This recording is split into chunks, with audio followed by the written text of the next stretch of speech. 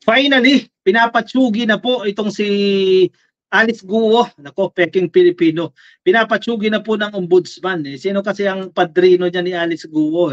Padrino nitong mga peking Chinese nag-apply ng passport ng Pilipino. Napakarami nila ka-coffee ha, mga nakakuha ng peking birth certificate dyan sa Davao. Ngayon, buti na lang, mabilis-bilis ang kilos dito ka-coffee. Nag-utos na po ang ombudsman na i-dismiss na po itong si Bamban Mayor Alice Guo. Actually, itong kwento ni Alice Guo, hindi lang yan siya eh. Marami pa yan ka-coffee. Kasi sa panahon ni Digong, very proud sila na sobrang dami daw po ng mga Chinese tourists ang nagpunta dito sa Pilipinas. Hindi nila alam na infiltrate tayo. Mga dalawa-dalawa na ang passport nitong mga tao na ito, ka-coffee, nalusutan ng gobyerno ng Pilipinas. Paano may bas-bas? Isa to si Alice Guo. Headline ng ABS-CBN. Ombudsman orders dismissal of Bamban Mayor Alice Guo.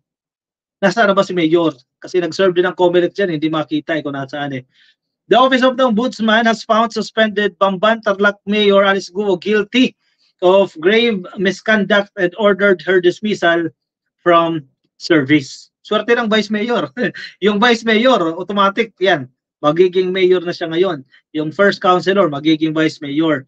The office finds Alice Leal Guo guilty of grave misconduct for which she is met with dismissal from service with forfeiture of all her retirement benefits and perpetual disqualification for or to re-enter government service, the Ombudsman said in its ruling obtained by ABS-CBN News. Hindi pa natin pinag-uusapan dito ka-coffee kung Chinese talaga siya ha, kung Chinese siya o Pilipino, hindi pa pinag-uusapan sa desisyon na ito.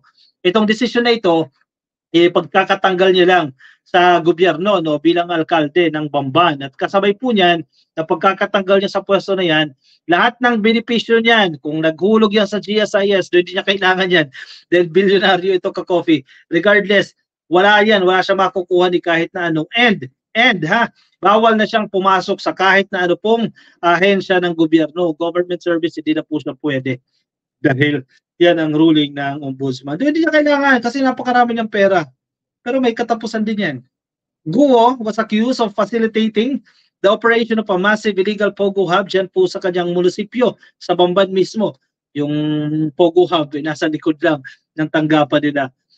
In its 25-page ruling, Ombudsman said Guo's acts way back when she was still a private citizen until she became Bamban Mayor in 2022 point to unwillful intent on her part to violate the law or disregard established rules.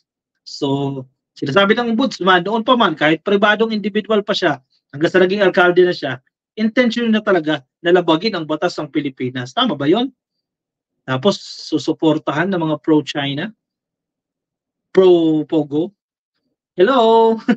The ombudsman particularly cited Guo's acquisition of property that would become the site of Pogo Hub discovered by Presidential Anti-Organized Crime Commission or PAOC, which filed the case against Guo. The series of acts are interconnected, leaving no other conclusion than that they were committed by Guo with ulterior motive of self-interest. So, ang press release niya sa taong bayan, mabait siya, di ba? Nakikisalamuha siya sa mga indigenous people, nagbibigay ng relief, yun pala, tiba-tiba yung kinikita mula sa illegal activities. Hindi pwede yun. Mabait ka sa part na yan, kunyari eh. Tapos, kumakamkam ka naman ng salapi doon sa mga illegal activities mo. The ombudsman also rejected Guo's defense that she had already divested from her company Baofu, which owned the land where the illegal Pogo Hub was located. Nagpalit lang ng pangalan yan. This is a clear conflict of interest. The element of corruption, willful intent to violate the law are all quite evident. Guo must be held liable for the same, sabi ng ombudsman. Guo has repeatedly denied backing the illegal Pogo Hub. She has also maintained that she is a Filipino despite the National Bureau of Investigation's findings that her fingerprints match that of Chinese national Guo Huaping. Pero pinasakay pa tayo ka-coffee ng pang-maalaala mo kaya ng kwento. Anong kwento niya doon sa MMK? Na anak siya ng kasambahay at nabuntis yung kasambahay at iniwanan agad sila pagkapanganak.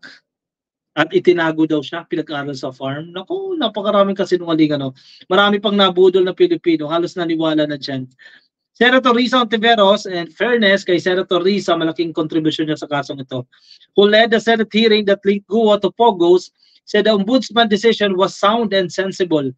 Alice Guo or Guo Huaping, a Chinese national, does not deserve to be a Philippine mayor.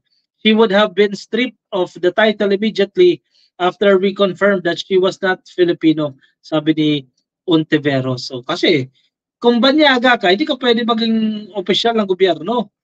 Wala siyang karapatang magsilbi sa sambayan ng Pilipino at dapat mapanagot na siya sa paglabag niya sa ating mga batas. I trust our law enforcers are working double time to catch this fugitive. Fugitive daw, ang tawag ni Risa Ontiveros dyan, no?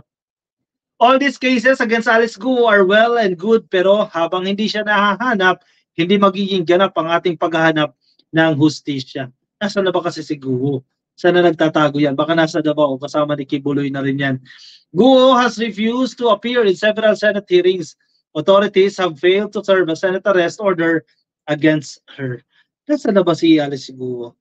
Ako, naniniwala ko nasa China na. Nasa China na yan, ka-coffee. Meanwhile, the Office of Solicitor General said coup warrant to petition against Guo is still on despite the Ombudsman ordering her dismissal.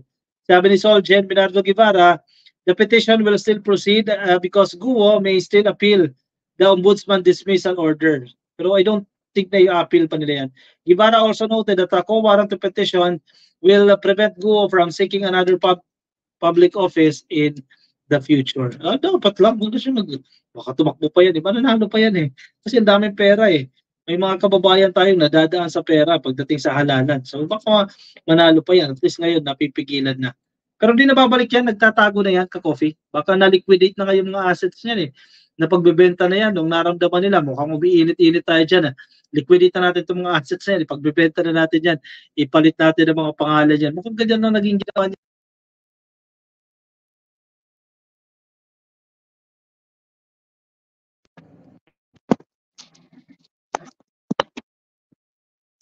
Okay ba audio natin, ka-coffee?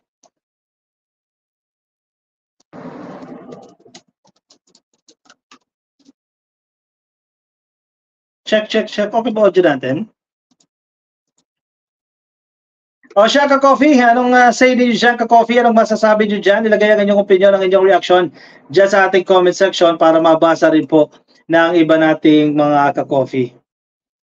Marieta Awitin, at ang daming droga na nakupiska ako, hindi ko binutuhan si Duterte pero impress ako sa droga na programa niya, malaking rate niya ang drugs, basta babalik pa si Duterte.